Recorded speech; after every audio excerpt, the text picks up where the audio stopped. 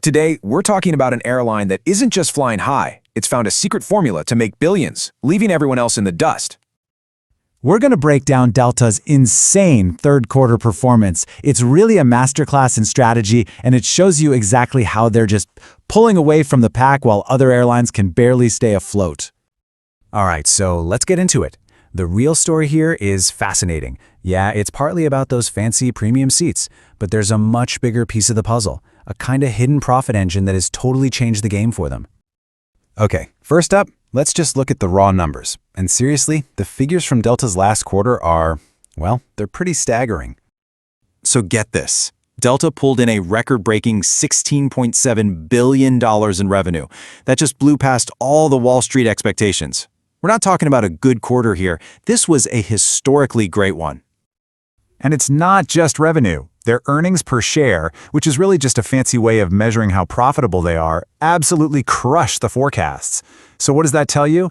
It tells you Delta isn't just making a ton of money, they're also super efficient at it. So the big question is, how are they pulling this off? Well, the first part of the strategy, the part you can actually see, is all about their premium customers. Delta's basically gone all in on people who are willing to pay more for a better flight. And guess what? It is absolutely working. We're talking a 9% jump in revenue from their premium stuff, first class, Comfort Plus, just compared to last year.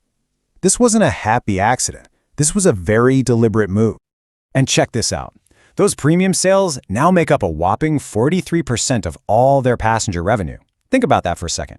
Billions and billions of dollars coming from just a small, but way more profitable part of the plane.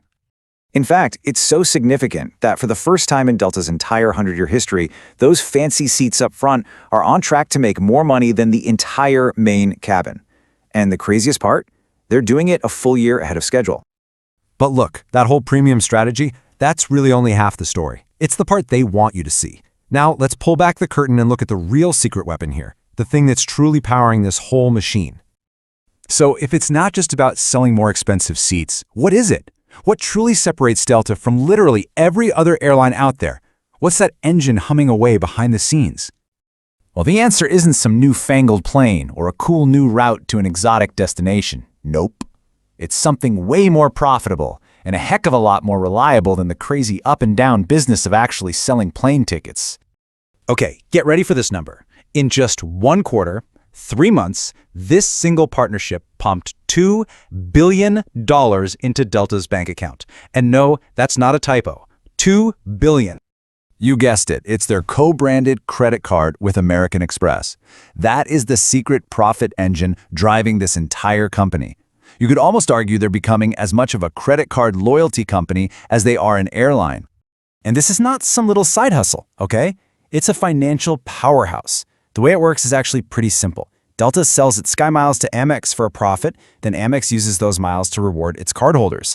For Delta, this means a steady, predictable stream of cash that has nothing to do with fuel costs or whether or not it's a busy travel season. So here's the real kicker. That partnership is so important, so absolutely vital, that if you take away that $2 billion from Amex, Delta's record-breaking quarter, it would have been a loss. Just let that sink in. Their entire profit for the quarter hinged on this one single deal. So you've got this 1-2 punch, the focus on premium seats and this incredible loyalty revenue. It's not just making Delta a ton of money, it's creating this huge gap between them and everybody else, a gap that might be impossible for others to close. I mean, just look at the difference here. It's night and day. On one side, you have Delta, thriving by chasing after those high-value flyers. And on the other, you have budget airlines like Spirit, which compete purely on price, and now they're facing a second bankruptcy, selling off planes just to stay in business. It's 2 totally different playbooks with wildly different results. And you don't have to take my word for it.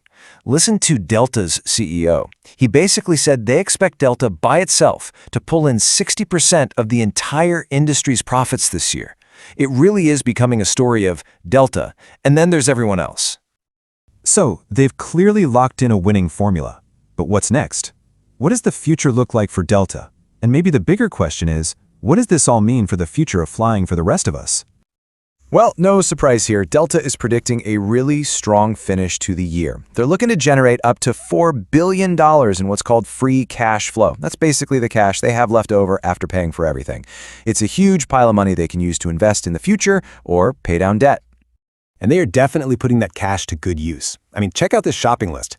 They have hundreds of new, super modern, fuel-efficient planes on order. We're talking a whole fleet of new Airbuses, A220s, A321neos, even those giant A350 10,000s. Oh, and 100 Boeing 737 MAX jets on top of that. Every single one of those planes is designed to make that premium experience even better and cut their costs, cementing their lead for years and years. And that really brings us to our final thought here. Delta has built this brilliant, maybe even unbeatable business model. But their amazing success leads to a pretty tough question about the future of flying, right? If the winning formula is to become a loyalty program with wings that caters to the highest bidders, what does that mean for the rest of us? Who's going to be left to fly everyone else?